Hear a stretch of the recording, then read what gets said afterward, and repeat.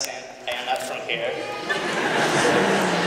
And I'm very serious about it, so don't judge me. Anyways, let me tell you a little bit about my background. I was born in Mexico, October 12, 1996. At the age of 4, my mom had left me to follow the American dream. In 2003, my mom married an amazing person. Back in the day, I wasn't too happy about it, but today I'm happy to confirm that. On June 23rd, 2013, I first entered this country, and yes, I do have a green card. By June 28, I first entered American. I first entered Eagles territory. Now, when I first came to this high school, I have no knowledge whatsoever about English, besides the basics like, hi, how are you? Hi, how are you again? My first day of high school was the most important day of all the days of high school I ever had, because I had the first impression that changed my life forever. June 28, 2013, it was a cold day on the winter. Well, it was cold for me, I wasn't used to the weather. And my mom had brought me against my own will to this high school. When we first arrived, we sat out in the parking lot for 15 to 20 minutes, and we debated about why should I go to high school or not. I told my mom that I didn't want to be here. I told her to please let me go back to Mexico. She said to at least try for 1 year, and if after that I didn't like it, she will let me go back to Mexico. So I told her, okay, but to please let me start the next following year, to at least learn some English or get better, but I have no choice. So before I even stepped into the high school, I had promised myself that I was only going to do 1 year, then I was going back to Mexico. But that didn't happen. It's been over 2 years and I'm still here. Let me tell you why. And no, it's not because of the girls. Well, maybe a little bit, but not much. It was more because all the people that are here by me, they changed my life. So my mom dragged me to the office and made me wait for the principal, Mr. Welch, the counselor, Mr. Robinson, and Mr. Morris, who's now gone from this high school, to talk about how all of this was going to get down. So after talking to them, I was admitted to be part of this amazing, numero uno, most wonderful high school in all Ireland. So I got handed in a schedule with all the classes I needed to take: freshman English, history, sophomore English, Spanish, PE, algebra, chemistry. And I also was assigned to this girl that helped me get through the first days of high school, Bernice Hill. For those of you who don't know who she is, she's sitting right behind me. First row, second chair, from left to right.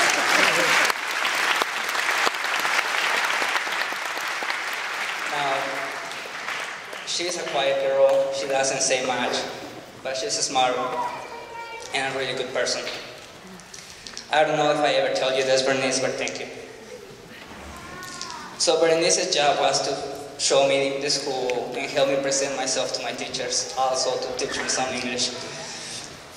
So after the whole tour around the school, she brought me to my second hour class. It was sophomore English.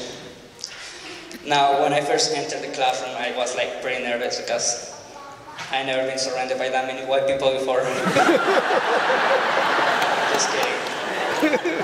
I was pretty nervous because Bernice was going to leave me alone and I didn't know what to do, so I had to figure out everything else by myself. But it wasn't that bad.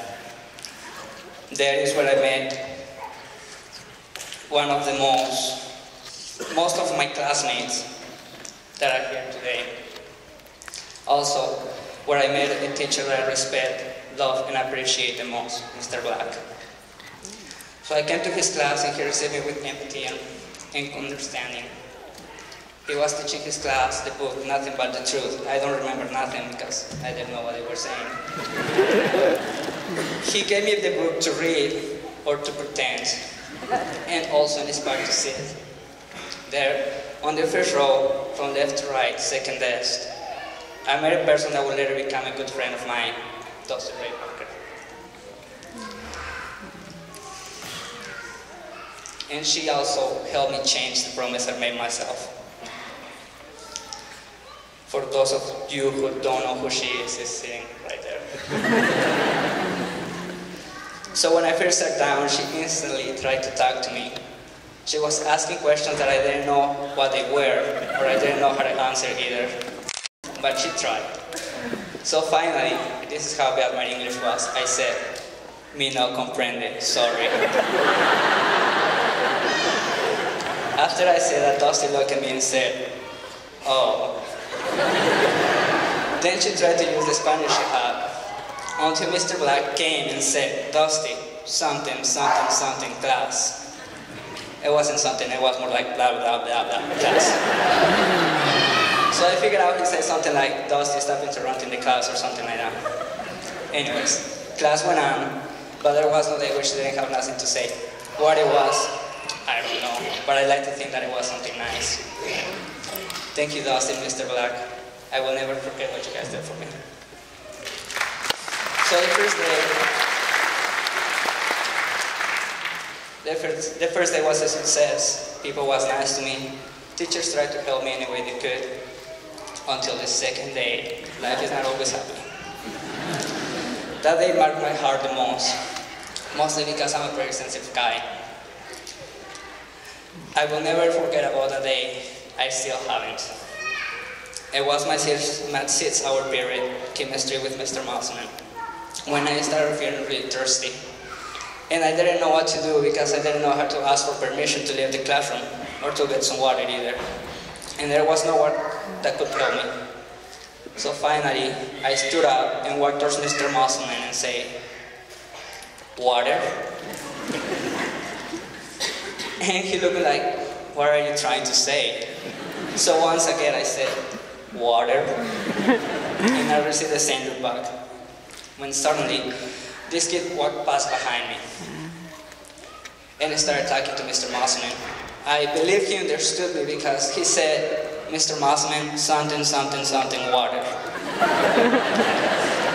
So this kid that I just met the day before was going to take me to the water fountain, but instead he took me a couple steps more. It brought me to the vending machines. He bought me a Mountain Dew. Later on, I learned his name, Stetson Iverson, who might be seated somewhere in the crowd. Now, it is true that it was just... Now, it is true that it's just a pub, and it's no big deal. But how many of you, though, know the passage from the Bible that says, "If anyone forces you to go 1 mile, go with them 2. In this case, I didn't force him to walk the first mile with me, and I also didn't expect him to walk the second one either. I just needed some water.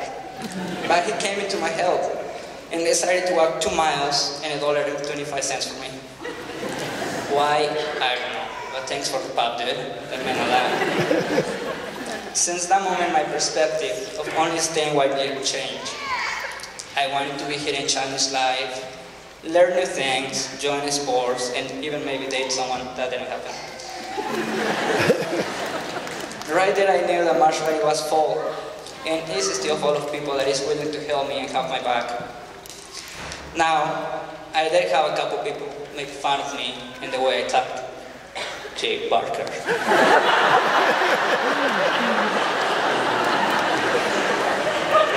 Mrs. Vernon.